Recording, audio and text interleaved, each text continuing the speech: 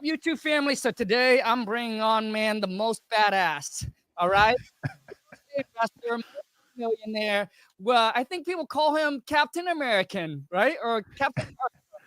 Captain America. That's where the nickname comes. Yeah. I love it, man. Dude, looking sharp, man. So, Dean, just for those of you, just for those who don't know you, man, how long have you been in the real estate game? So I've been in real estate for 10 years now. Dang. Okay. And when did you start?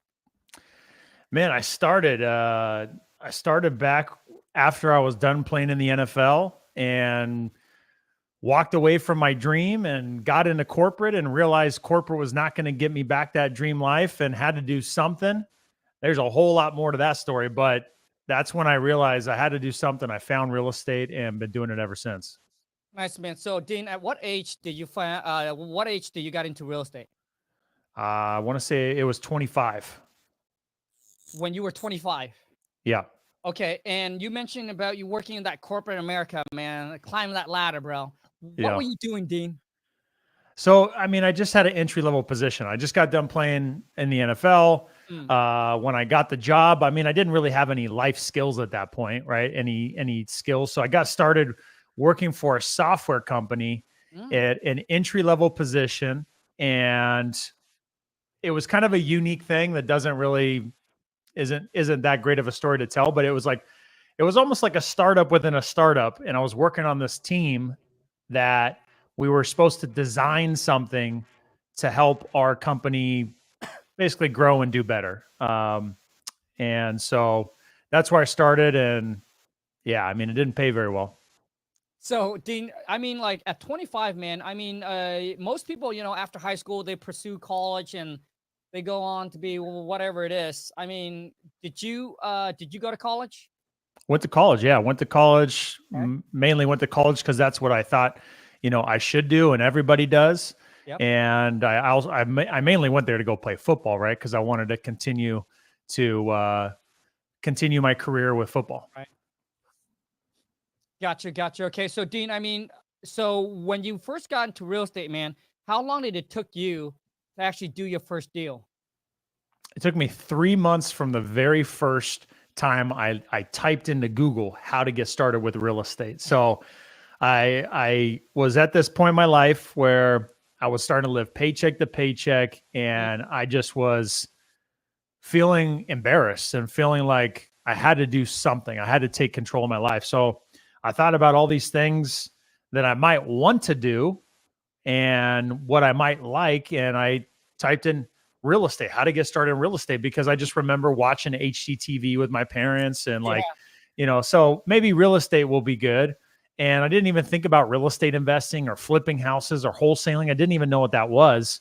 And the very first thing that popped up in Google was how to get started with little to no money. And it was a podcast from Sean Terry. And I clicked on that. I said, how to get started with little to no money. That's me, man. So I clicked on it. And from the very first second I heard that podcast intro, I was like, okay, I think this is it. And I just was obsessed and just took massive action, followed exactly what it said in the podcast, didn't do anything else. And 3 months later, I got my first deal.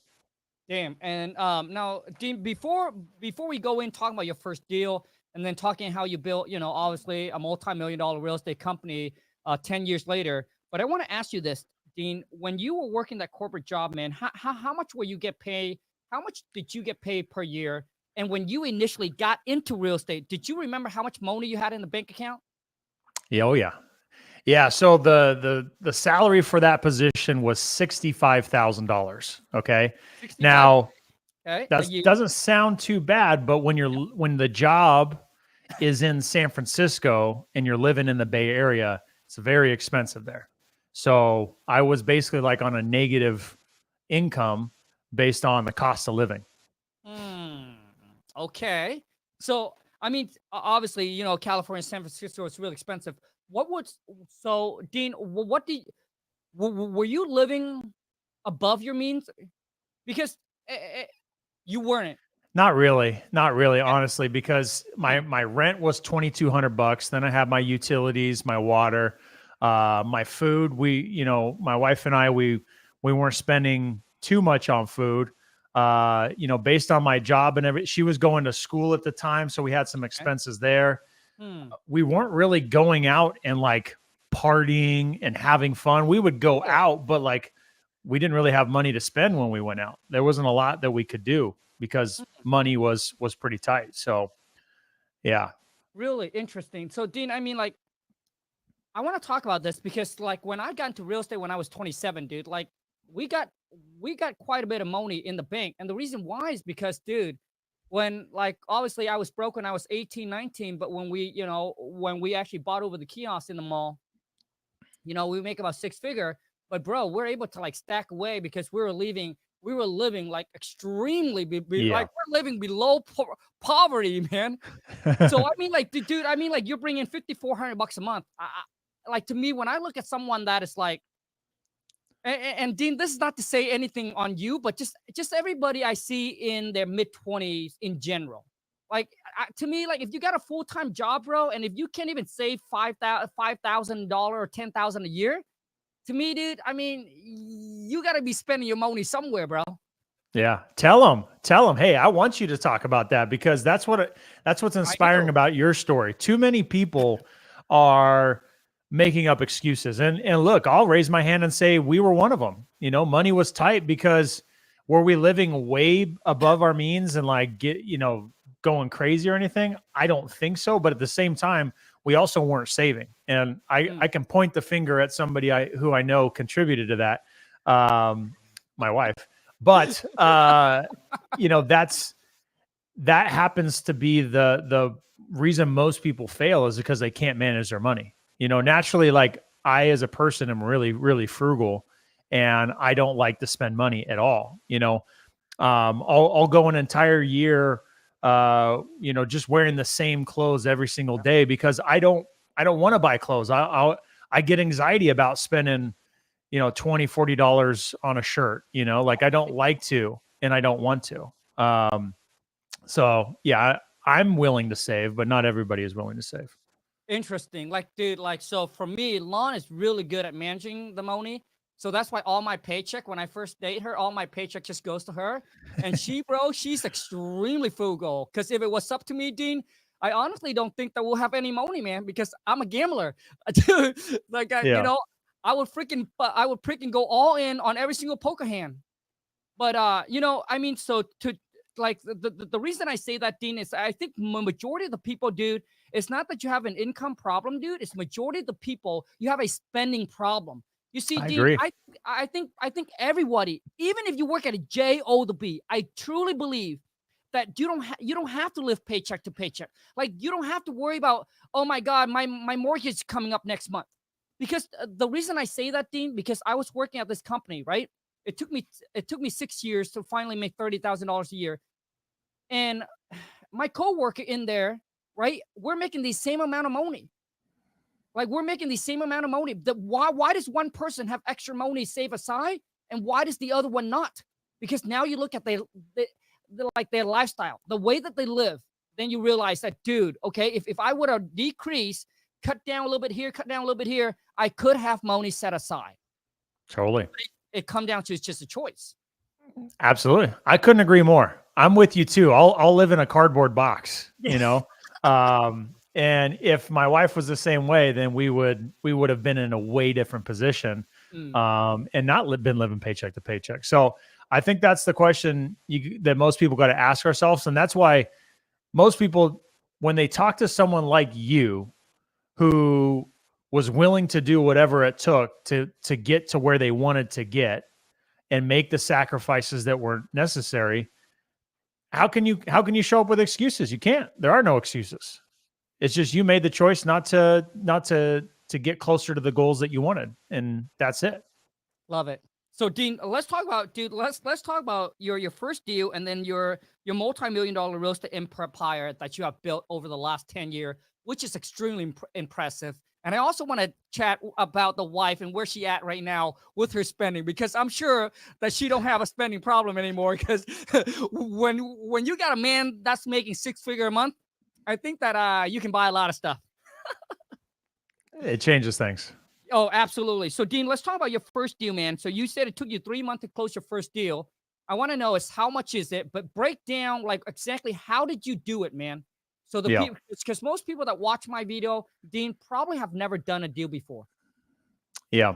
So this is where I think most people they stop, is they get stuck not realizing how each and every step takes place. And for me, that's how my mind worked, is I really needed to know all the steps. So what I did was I listened to the podcast, and I would listen to it over and over again. I would listen to the same episode just to like make sure I understood how to fill out the purchase contract.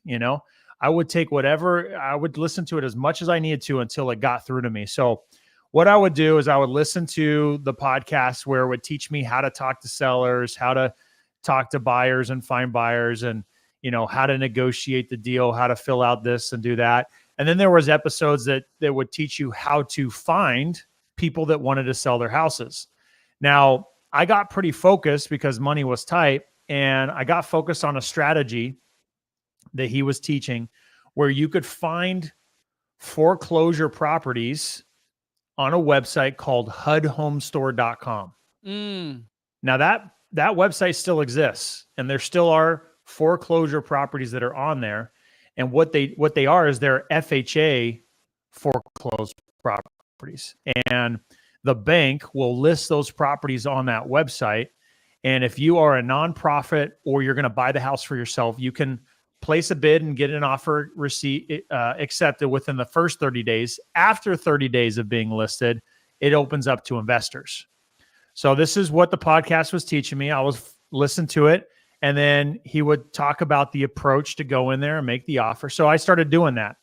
And the Sean Terry, his market is Phoenix, Arizona. And I was following what he was doing to such a T that I didn't bother doing it in my own market. I actually did it in Phoenix, Arizona, because I wanted to follow it so closely.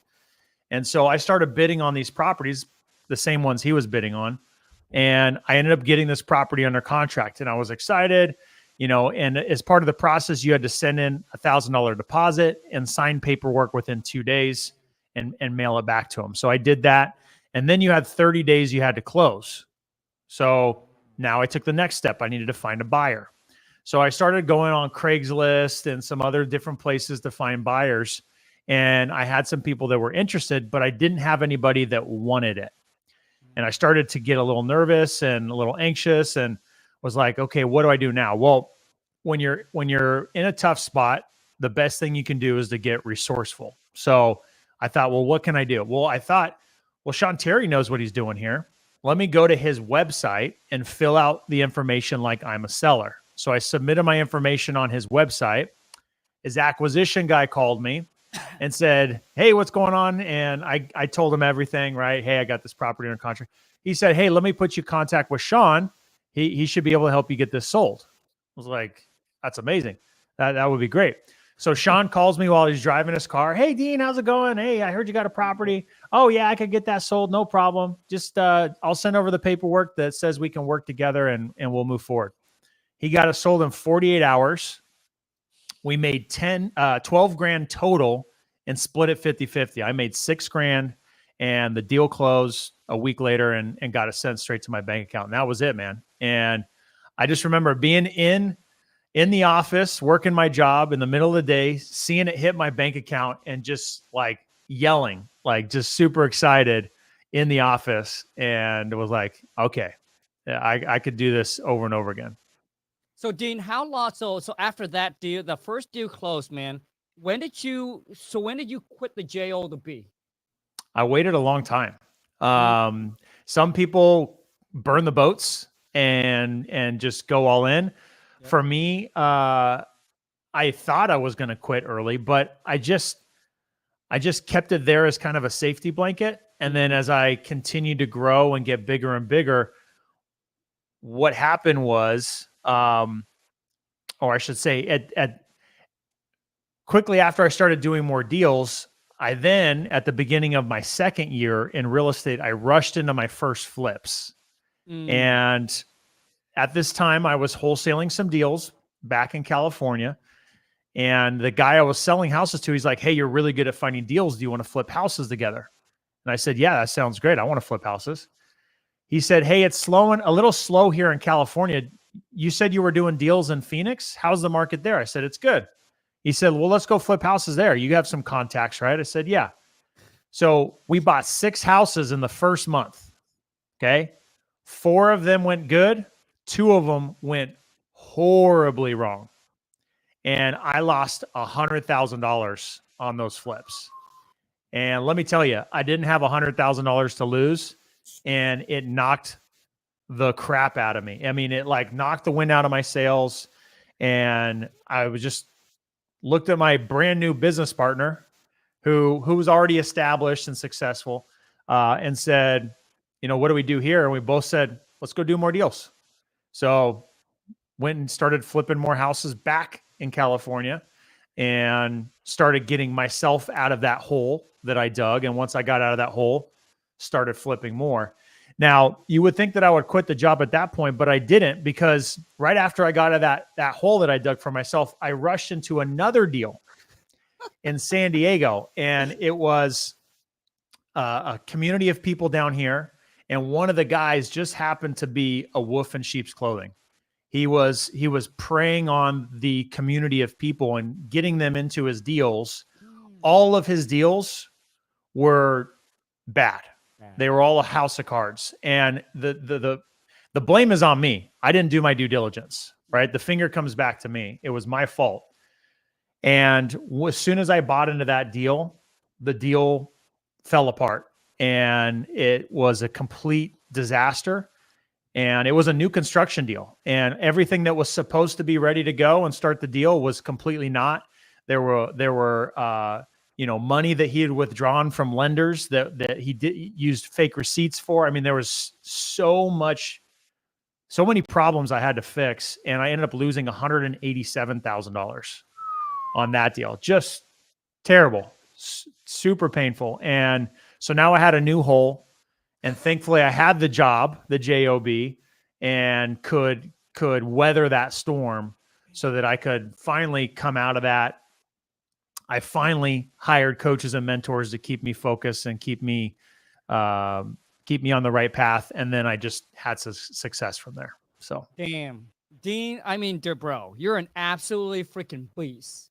Because I tell you, dude, majority people that so when I first got into real estate, my mentor, which is Mike Fitzgerald, he does a lot of fix and flip, and that's all he does, mainly fix and flip. And so that's what I got into.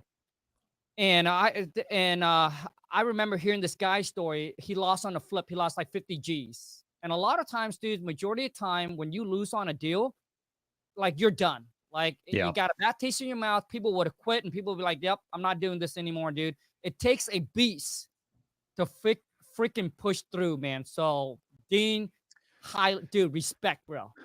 Thanks, man. No, that's the one thing I could take from my sports background is just perseverance, willing to put in the work, and willing to get knocked down and get back up. I mean, that's what sports is. In football, literally, you get tackled to the ground and get back up and go do it over and over again. So for me, like, that's what I was willing to do, because the goals and the dreams that I had were big enough to be worth going after it. Right. Mm-hmm. I wasn't willing to give up and to just give up on my dreams and to walk away from it. It wasn't worth it. And I think that's the sad truth that a lot of people are willing to do. They're willing to give up on themselves. They're willing to give up on the dreams. And to me, it's a lot of hard work that I had to problems I had to overcome. But I can tell you, it's a lot better to be on the other side of it. Absolutely. Dean, I mean, I think that I also make this mistakes, and I see a lot of entrepreneurs make this mistake.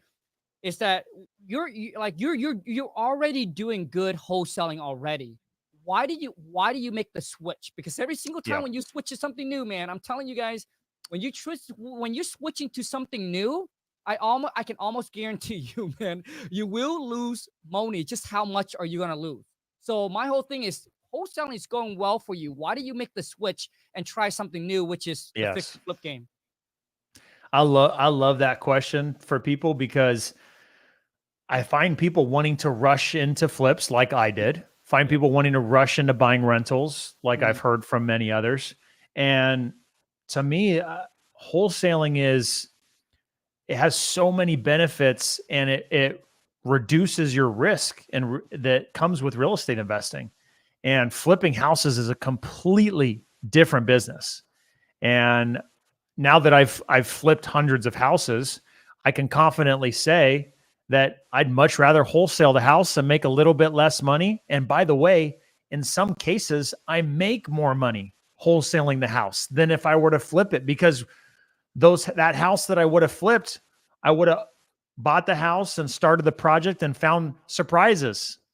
Found the main sewer line was out, and we had to spend 8-10 grand to fix that, or the roof actually needs to be replaced, or the AC needs to, like, all these surprises will cost you tens of thousands of dollars. And wholesaling, just, you can actually end up doing more deals because it's easier to rinse and repeat. Love it, man. So Dean, so fast forward, man, what is when did you initially hit your $1 million a year, man, as a real estate investor? So once I came out of that second huge Right. mistake, again, I would go to bed sometimes with my heart pounding and just feeling so frustrated. Like, God, I got myself into this position again. It is my fault. And a part of me, you can't help but feel like a victim a little bit, like someone attacked you. And the guy did intentionally do that on purpose, but still, it was my fault for doing the deal. I didn't have to do the deal. So I say it's better to do no deal than a bad deal. And if you're not sure if it's a good deal, take the time to make sure it is. Talk to enough people. All I needed to do was pick up the phone, honestly, and call one more person. And they would have told me, hey, did you think about this? Did you think about that? And I would have known right away, ooh, let's ask that question. And the answer would have told me this deal sucks. So when I finally got out of that hole, which took me a year from then, that next year, it was me flipping houses, me buying and keeping rentals. And then after that year, I had hit my first million. And at the end of that year, I realized that the amount of effort and stress that came with flipping wasn't necessary. And I pivoted back to wholesaling as the first strategy. And from that point forward, it was wholesale first, flip it only if it's super easy and the numbers are really big, and keep it as a rental if it's a really great deal and the numbers pencil. So that's what we do now. Woo, love it. Okay, so Dean, let's break down what does your business look like right now? Like, how many employees you got? What are their role? How much you pay? Things like that. So I have myself and my business partner, okay? And we both Wait, essentially, hold on. The business partner, is this the same cat that got you into the full fix and flip? Yep. Dang, you got dang, okay. So what's great about that, right, is I was wholesaling him deals, and he was, he saw potential in me of finding good deals. Let's do deals together, right? I see. And the first deals we got into, we lost over $100,000 each. Okay. How do you overcome that, especially with a new business partner? Do you point fingers at each other? Does the relationship blow up? I mean, most would, but the great thing is we looked each other in the face and we're like, all right, no problem. Let's go fix it. Let's go do more deals. Let's go make more money. Never once did we point fingers and said it was your fault. It was my fault. It was both our faults. Just said, hey, it happens and we got to get better. Never did we raise voices or get mad or have an argument. And still to this day, 8 years later, technically 10 years later, 9 years later, 8 years since we've had a business partnership together, we still have never had an argument. We've grown the business. We've made millions of dollars together, and it feels like we're just barely getting started. So yeah, same partner. And I feel like we both feel like we got lucky of finding a good business partner, because a lot of business partnerships don't work out.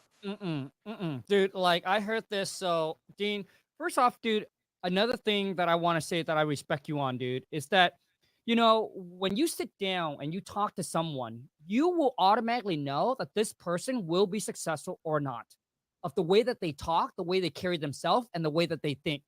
Let me tell you, dude, like even, you know, with Gary Vee, he said, hey, if my business go good, it's on my team. My business go bad, dude, it's on me. Like everything is you, bro. Like, dude, like, so a lot of people, Dean, a lot of people, dude, it's hard for them to own up the mistake. Yeah, Like they it's start to really point, hard. dude, it's really not about not about the person. It's not about what happened. It's you. You choose to make the decision. You choose to, you know, to get this person as your partner. You choose to do the deals. Like nobody put a gun to your head and tell you, hey, you need to do this, right? Exactly. So, dude, it's dude, and I respect that, man, because I think not a whole lot of people, even there's some entrepreneur that I talk to, dude, all they do is they point fingers. They're like, oh, my team is not good. This person, no, because you're not a good leader, bro. Your team is not good because you're not a good leader.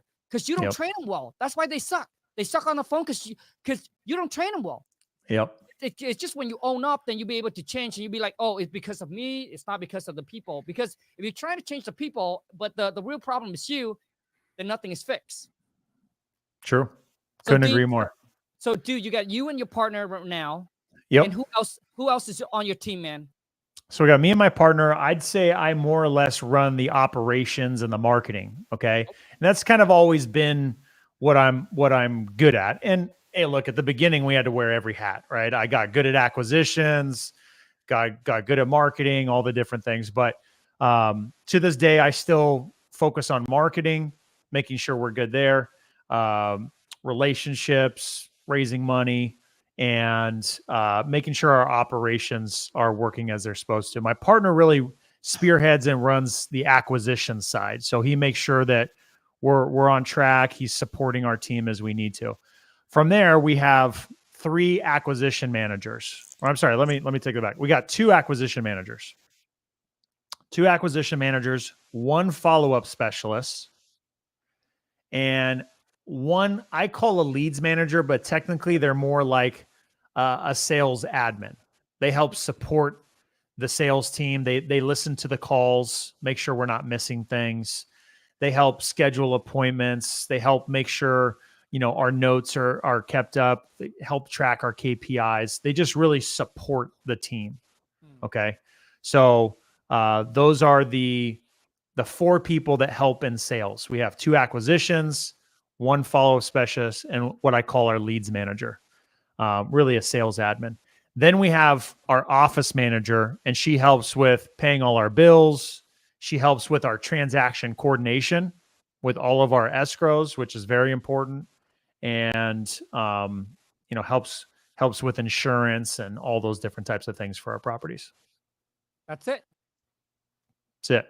Damn, Dean. So you guys run a very dang lean, mean We do. machine. We do. Very lean. Dude, I love it, man. Because obviously, you know, I'm a part of CG as well. And man, when I go in there and I hear these guys and gals where their overhead is $500,000 a month, I'll be like, dude, Yeah, what no do you thanks. pay these? Yeah, no, thank you. Yeah, that's crazy. I don't look. Hey, you could do that. You could blow it up really big. To me, I didn't ever feel like that was necessary. And maybe I'll get there one day for some good reason, but I feel like you can make really good money without all the headache. And I've heard from enough people to say that scaling can be dangerous, right? And how you scale can be dangerous. You could scale yourself out of business because you end up creating too much overhead, like you just said. Yep. And if the buck stops because something in business or something in the world happens in a month or 2, I mean, that could completely change your business, put you out of business. Absolutely, man. So I noticed that when the market tanks, especially the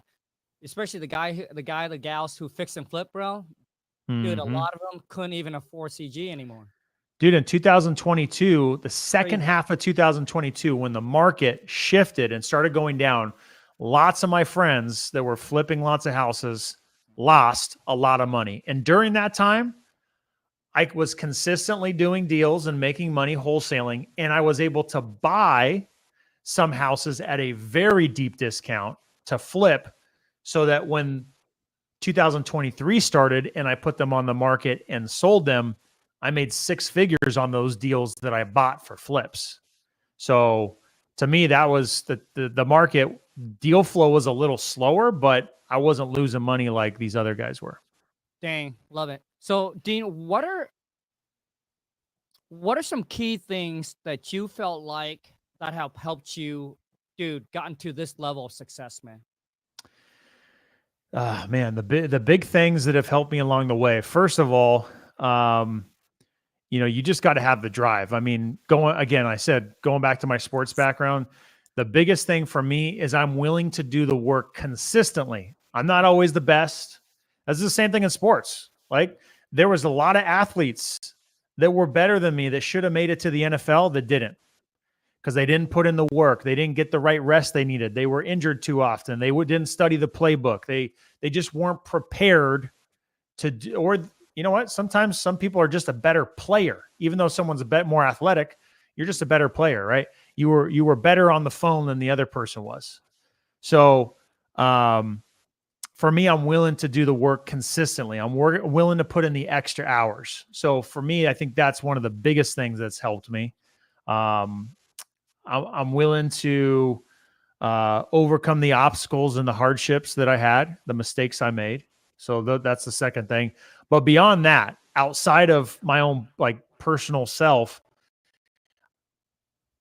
the reason I failed for so many years is because I didn't ask for help, right? You and I both help people to this day with coaching programs because we understand the power that of learning and getting a mentor and a coach to help you get to where you want to go faster, to help minimize your mistakes, right? The joke that I tell other people is, when I first got started, I told myself I couldn't afford a coach. And there was also the part of me that was prideful. I just got done with the NFL. I was supposed to have made a bunch of money. Now I need help with this new business. Oh, why do you need help? You should have a bunch of money. So there was a part of my pride and ego that wasn't like ready to ask for help. And that didn't make sense. It's really stupid. So we get in our own ways, right? Yep. So the reality was, I told myself I couldn't afford a coach. I couldn't pay $10,000. I couldn't pay $15,000. I couldn't pay $20,000, right? But how much money did I lose because I didn't have help and I made mistakes? I lost almost $500,000, right? The investment in myself would have actually gotten me a return. But instead, I guess I was willing to pay 20, 30, 40 times the amount that a coach or a mentor would have been for an investment in myself. So the joke was on me. I told myself I couldn't afford it. Well, apparently I could afford to lose almost $500,000 in making bad mistakes. So that's the biggest regret I have, is I wasted 5 years. Now, did I learn a lot during that time? Of course, right? Those were learning opportunities, as we like to call them. Did I build a lot of like resourcefulness and good like foundational things to be successful going forward? And do most really successful people have massive failures? Yes. But wouldn't it have been better for me to make those mistakes with the help of someone else? Like, I'm going to make mistakes no matter what, but wouldn't I rather learn from someone else's mistakes, get there faster? Yeah, I would have rather. So, I think the biggest help from me now is the fact that I have invested in myself and I've learned how to do things better and to get better results. So the marketing that I do is better. My sales process, negotiation process is better. And here's proof. Here's like real hard examples. Before, when it was just me doing things myself, the average deal would be $10,000, $15,000, $20,000, a $30,000 deal. That's big money, right? No, that's baby money, as you would like to call it. Hey. Now, today, it's normal for us to do a $50,000, a $70,000, a $90,000. Just yesterday, $100,000 was wired to my bank account from escrow because we just closed a wholesale deal for $100,000 net even yesterday. Yesterday, one deal, wholesale deal. And that's normal now. Before, doing a 6-figure net profit deal was not normal. I saw other people do it, and I couldn't figure out how they were finding it. Why couldn't I do it? Maybe it's my market. Maybe it's the price of the homes. No, it was just me. It was me in our process. I needed help to know how to do it better. And as soon as I invested thousands of dollars, we've made millions of dollars more. Guess how many 6-figure net profit deals we've done since we invested in ourselves since doing that? 20. Pretty close. In the mid teens, about 15. Damn. $1.5 million since doing that a little over a year and a half ago. Damn. So Dean, I think everybody probably sitting there and wondering, when you say that you make the switch, what was the switch? What was the change that got you going from just a 10, 15, 20, 30,000? Listen, 30,000 is big money to me, okay? $30,000 wholesale is big money to me, okay? So Dean, so what was the switch? What was the change? It was our process. Before, we would take the calls and we would follow a script loosely. Okay. And we would just try to close the deal. Now it's not like that at all. Now we're focused on getting all the information we need. We're just qualifying on that first call. We're taking the pressure off ourselves to try to close the deal on the first call. We're in qualification the whole entire first call. And we have 10 different pillars of information we have to go through. And so once we get all that information, now we go to step 2. Step 2 is we schedule our offer call. And on our offer call, we're going to go through a process where we present a range of numbers. It's not our offer. We never make an offer. We used to make offers. Now we never make offers. We're just talking about numbers and we're getting reactions from the sellers. Now we can work off of their reactions and start to position the information they shared with us to try to get a better price. And because of the way we do it, we get way better deals now. And it was just fundamentally that shift. Not like we are speaking a different language now. It's not like we're speaking Spanish on the phone now or something. We're just making small little tweaks to put ourselves in a better position to have the sellers negotiate against themselves. Damn. You guys, I'm telling you, it's just a small little tweak and it makes all the difference. It's always the tiny little tweak, dude, that makes a big difference. So anyways, we got about like just a few minutes left. And I know Dean got to run because he got his, he got some students that he got to coach and I help him get to that 6-figure a month, man. So Dean, dude, I got so much question that I'm sure a lot of people on here, dude, that probably want me to ask you about this whole process thing. But let me ask you this, Dean. What are you projecting your company to do this month? Well, let's see. We're mid-October. This month will probably be pretty close to $300,000. Damn.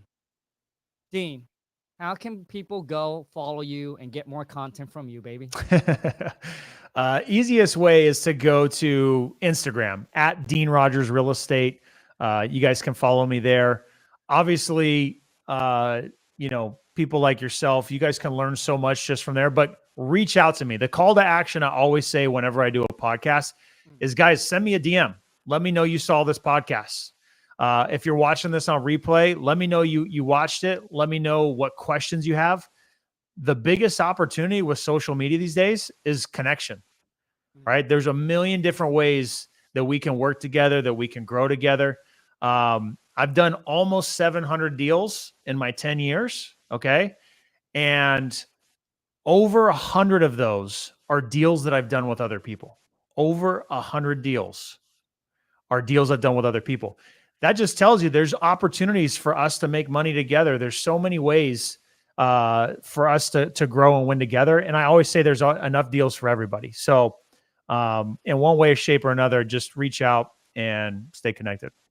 Love it, man. So you guys, I had the pleasure to meet Dean in person. And I tell you, dude, standing next to this guy make me seem like I'm 4 feet tall, bro. And dude, he is super genuine, super down to earth, and such a go giver. Dean, I appreciate you taking the time to jump on here, man. I appreciate it. Then say hi to the wife. And Dean, do you have any last word you want to say to the viewer? Well, man, your fans already know all this, man. But you're the one that's the star here, Khang. You're the most inspirational story. If anybody is feeling like they can't do it, man, have a conversation with you or watch some of your stuff, because you're just telling yourself excuses. You got to get out of your own way. You got to go after it if you really want to change your life. And there's no better example than you. So I'm honored to be here, honestly, with you. Anytime I see you, I feel excited. I feel, I'm just happy to be around you, man. When I first jumped on, I saw your big smile and I was like, all right, this is going to be fun. So, no, I appreciate you. And again, truly, guys, reach out, stay connected. You know, I do free meetups. I have a big event that I do annually with Deal Champs, which is an event and podcast that I do. So lots of different ways for us to stay connected and opportunities to get together. Awesome, Dean. Thank you so much, man. Hey, see you in March, bro. All right, man. Take care. All right, you guys. I mean, you guys already know what I say, right? Dude, you're either making excuses or you're making money. The choice is yours. I appreciate each and every single one of you that are here. Hopefully that this little, interview podcast, hopefully put you in the right, basically put you in the right path. So there's many ways to get to your goal. There's like, we all have done it differently. Like Dean is more of like an aim and then shoot, which means he analyzes, he does a lot of research. Me, on the other hand, dude, I'm more like a shoot and then aim. Right? When I hear something, I like, dude, let's go get this money, dude. Let's go do it, and then we'll figure it out along the way, right? So I'm not like an analytical. I don't analyze shit. Like I just like, dude, let's do it, baby. I remember coming home one day at night, and Lon's like, "Call, I want to get into real estate because I think real estate is going to make us, the $1 million mark that we want, yada yada." I said, "Come on, man, shit, bro. There's no way." I said, "Look, call Lon, like no way." And then she's like, "Well, Colin, this is what I want to do." And the next thing I said, "Dude, let's rock and roll then." The next thing you know, man, I'm picking up phone call, freaking calling Craigslist. And anyways, I also made a ton of mistakes. And that's the thing that you cannot avoid. A lot of you do, you're afraid to make a mistake, so you won't make a move. And that is the worst move to make, is not to make a move. So I need you guys to understand this. A lot of times you already know what you need to do. Just effing do it. Because one, you're not going to have everything figured out. You'll never have everything figured out. Like Dean trying to get to the next level. So he probably won't have everything figured out. Same here. I don't have everything figured out. It might look like on social media that I have everything figured out, but don't let Instagram fool you, man. Right? Don't let those filters fool you, man. Nobody has it all figured out. You think Elon Musk had it all figured out? No. You just figure it out along the way. So the worst move to make is not to make a move, because all it is you're seeing people out there making it happen because they're willing to take the risk. They're willing to make that move. They're willing to take that first step, that leap of faith, not knowing, not seeing the whole staircase, but they start walking and you're just standing there and be like, "Oh man, I don't know, man. I don't know, man." Dude, just like Nike said, dude, just effing do it, baby. All right, guys, I appreciate you. And once again, I just want to plug this in really quick.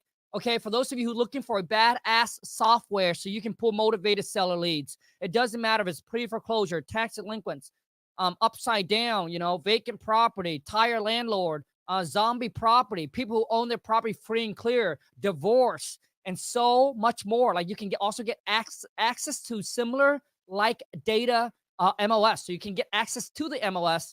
All you need to go to kingdata.ai, also known as dealsformenow.com. It's truly a one-stop shop software. When I started my real estate career 12 years ago, I wish that I would have this software, man. So I didn't have to sign up for a bunch of different ones. I literally pay over $1,000 a month for all these different software. Where do I get my, a software to get my motivated seller lead, a software for my CRM, a software to get my cash buyer, a software to send out direct mail, a software to skip trace. You can find it all right here, kingdata.ai, and all it costs you is $159 a month. And if you pay for the whole entire year, it only costs you $1,000. Okay? But all you need, one deal, it'll pay you more than return. So I like to say, dude, the average wholesale fee is about $20,000 to $25,000. Okay? The average wholesale deal is about $20,000 to $25,000 in majority, I would say 95% of the market in the US. The average wholesale fee is probably $20,000 to $25,000. But imagine if you just do one deal every 3 months. Okay? If you have never done a deal before, thinking about doing one deal a month might seem hard. But imagine if you can do this part-time, you can do this full-time, you don't need a license to do it. The only thing that's holding you back from actually getting into the game and start making money, changing your life, and most importantly is change your bank account, is you.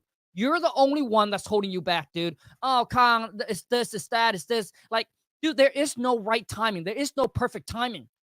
Every single day that goes by that you don't actually get into the game, dude, you're already behind the 8 ball. There's a saying that, the best time to plant a tree was 20 years, my friend. The next best time is now. So let's fucking do it, baby. All right, let's go get this. Moni, guys, I'll see you on the next one. Bye.